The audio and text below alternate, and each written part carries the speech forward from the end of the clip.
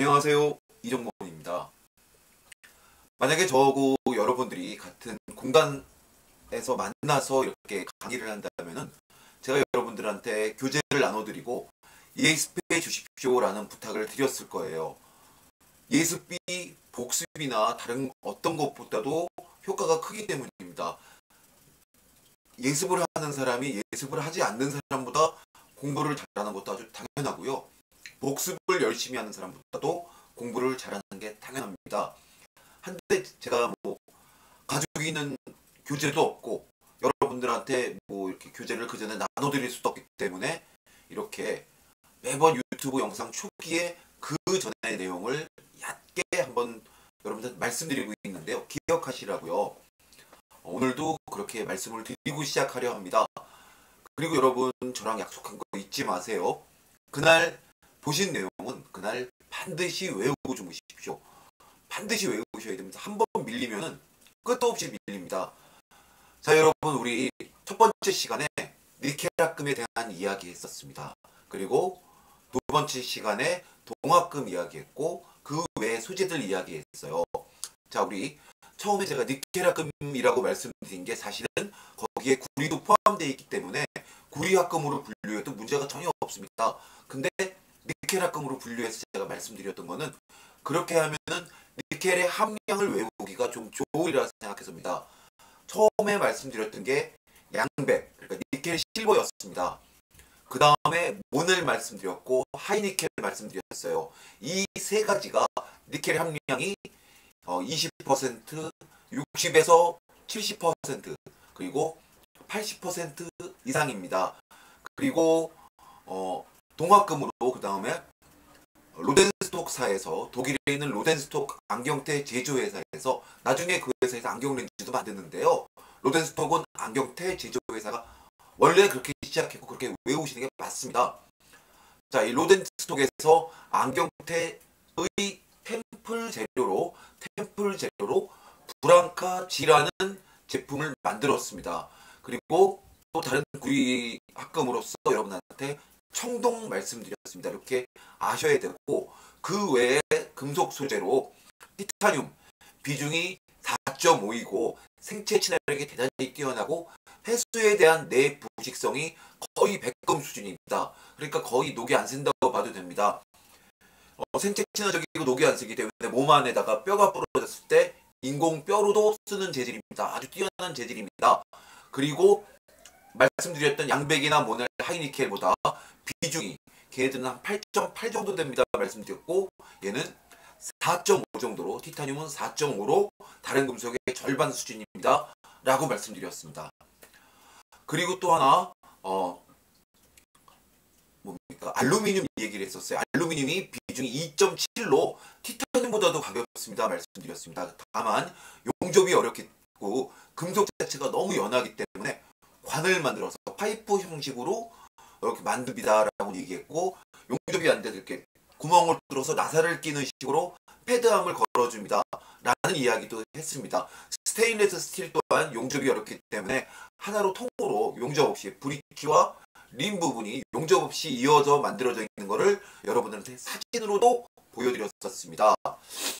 그리고 그 다음에 NT학금 이야기를 했습니다. NT학금은 형상기억학금을 철의학금으로도 구리의 학금으로도 만들 수 있는데 그 중에 니켈과 티타늄 그래서 니켈의 N자 티타늄의 T자에서 NT학금으로 부른다 그러고 그 형상기억학금을 한 50대 50 정도 반반 정도 섞어서 만드는 게 있습니다 라고 말씀드렸습니다.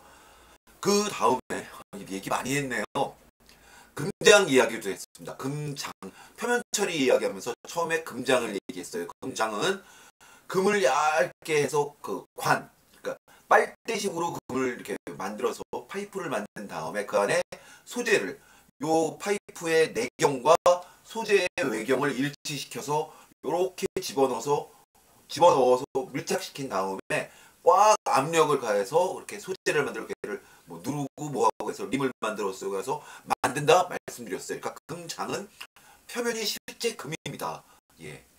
그 다음에 금도금에 대한 말씀드렸습니다.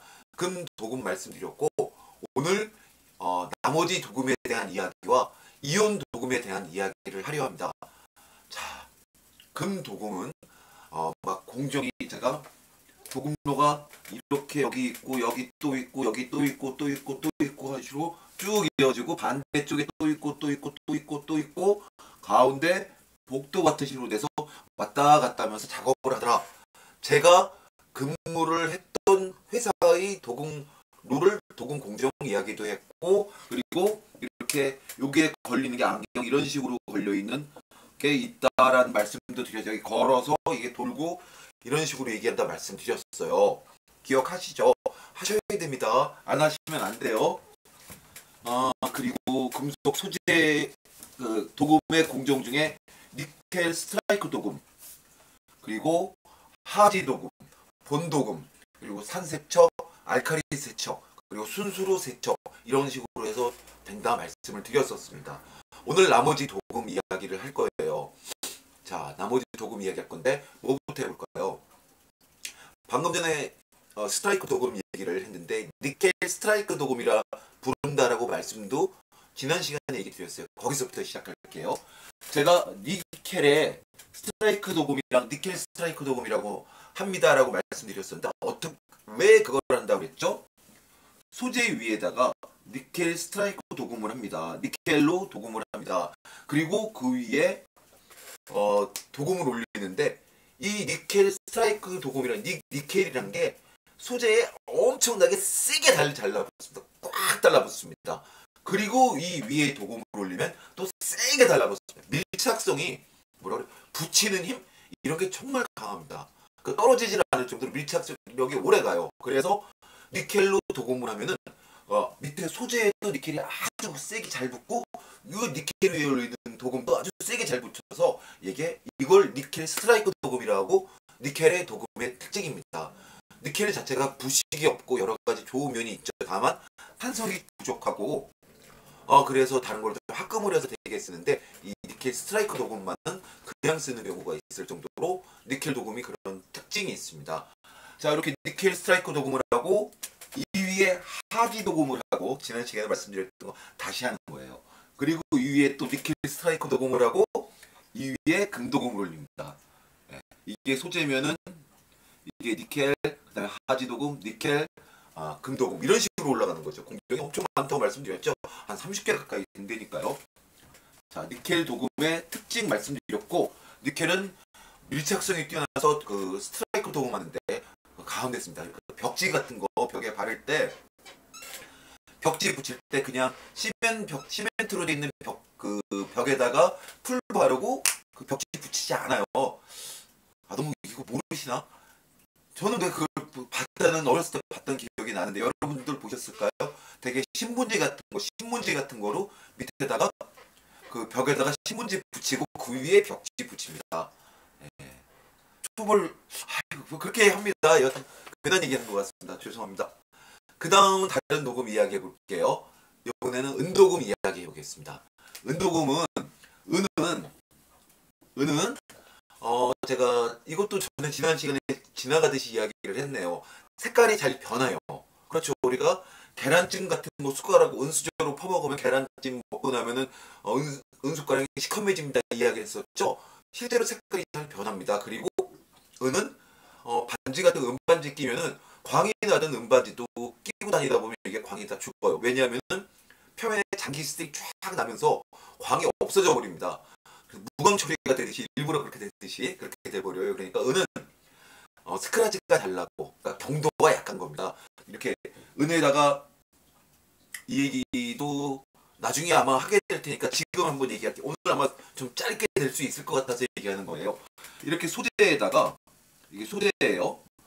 그러니까 뭐 금이나 은이나 이런 금이나 은? 그래 이거 소재라고 하면 안 되겠네요. 이게 금도금이 돼 있는데요. 금도금이 은도금도 좋아요. 그리고 여기다가 이렇게 만약에 이렇게 뾰족한 걸 올려놨다고 생각을 해보자. 그리고 여기다가 이렇게 무게를 걸어줍니다. 1kg, 2kg, 3kg, 4kg, 5kg 걸어줘서 이게 기준 이상으로 이게 파이면은 그때 이거를 표면 경도의 기준으로 따지는 그러니까 이 금속 같은 경우는 플라스틱 렌즈 같은 경우는 스크래치가 더 잘 나잖아요. 금속보다.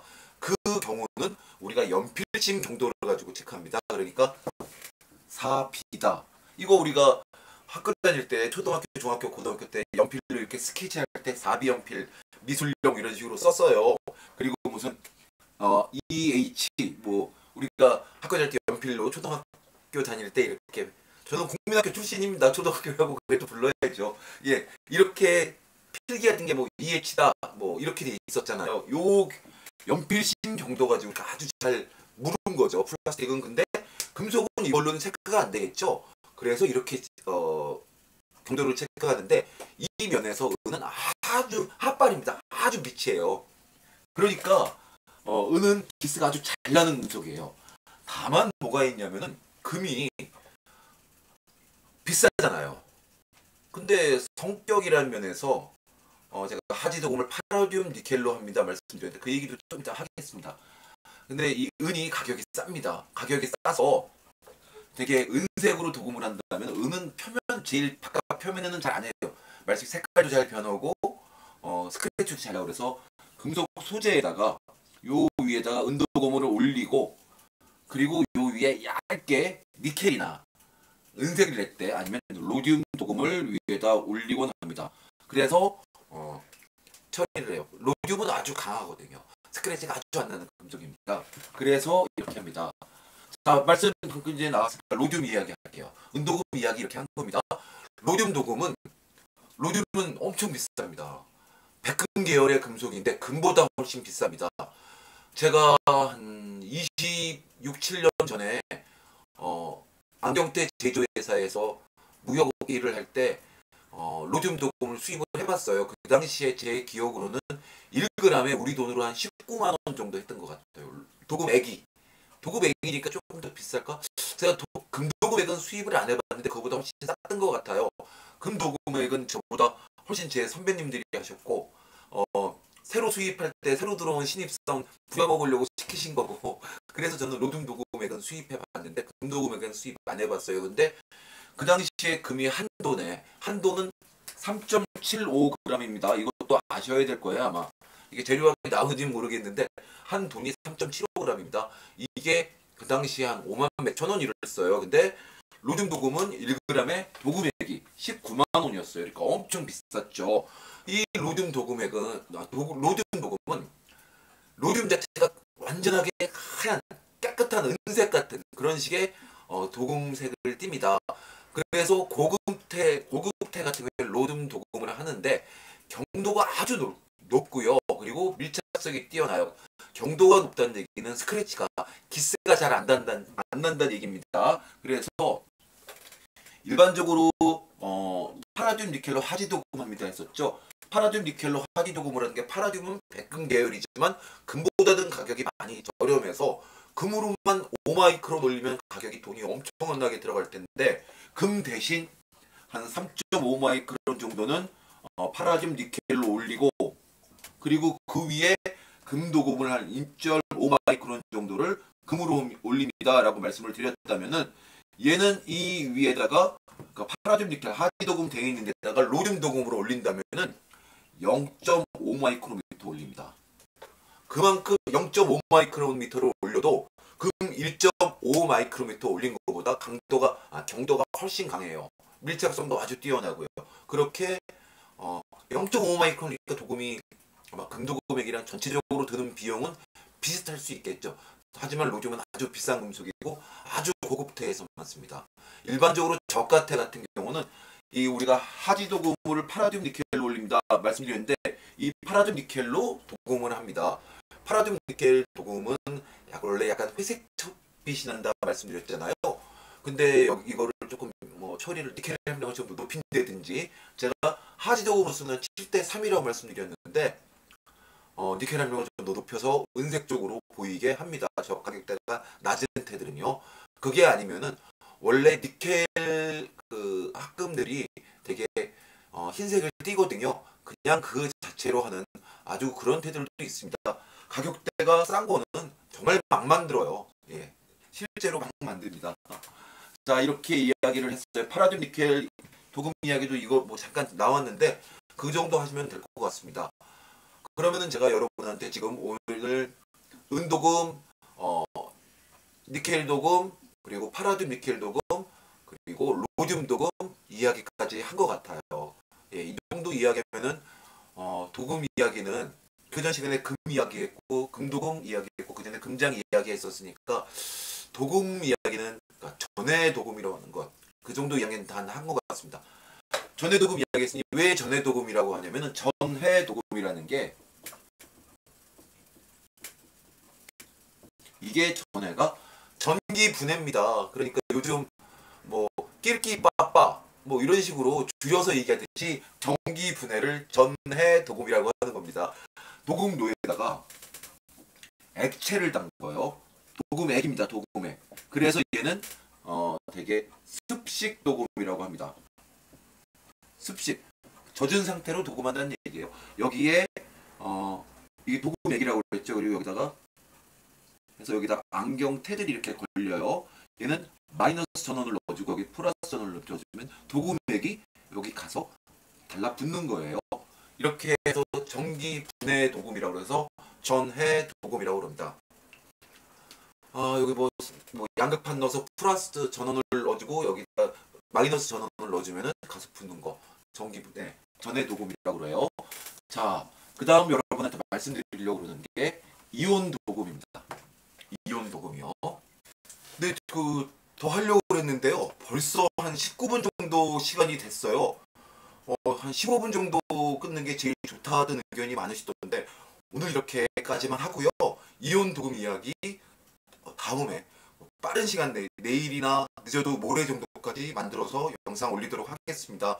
오늘 한 거 꼭 외우시는 거 잊지 마시고요. 부탁드리겠습니다. 감사합니다.